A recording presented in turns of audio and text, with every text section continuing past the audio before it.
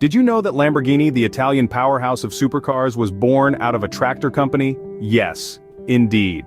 Born amidst the rubble of World War II, the Lamborghini we know and love today started its journey as a humble tractor manufacturing business.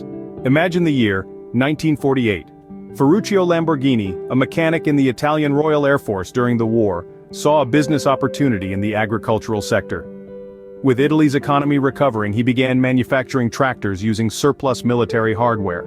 His tractors were so successful that by the mid-50s, Lamborghini Trattori had become one of the largest agricultural equipment manufacturers in the country. Now, fast forward to the early 60s.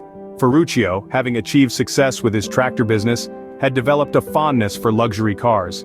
However, he found flaws in the Ferrari, the then pinnacle of Italian sports cars. After a heated argument with Enzo Ferrari himself, Ferruccio decided to create a perfect grand touring car. And so, in 1963, Automobili Lamborghini was born.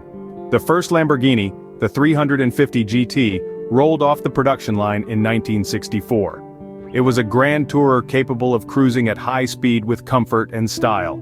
It was soon followed by the 400 GT, and then, in 1966, the world was introduced to the Miura, a car that would kickstart the era of the supercar. The 70s and 80s were a tumultuous time for Lamborghini. Economic downturns, oil crises, and changes in ownership marked these years. However, despite all odds, Lamborghini gave the world iconic models like the Countach and the Jalpa. The 90s saw a resurgence for Lamborghini under the ownership of the Chrysler Corporation. The Diablo, one of Lamborghini's most iconic models, was launched during this period. However, it wasn't until the turn of the millennium, when Audi AG took over Lamborghini, that the brand truly found its footing again. The 2000s and the 2010s have been a golden era for Lamborghini. Under Audi's ownership, Lamborghini has produced some of its most successful models, like the Gallardo, the Aventador, the Huracan, and the Urus. Today, Lamborghini stands as a symbol of Italian luxury, performance, and design. With a history that spans over 70 years, Lamborghini has not only survived but thrived, continually pushing the boundaries of what is possible in automotive design and engineering.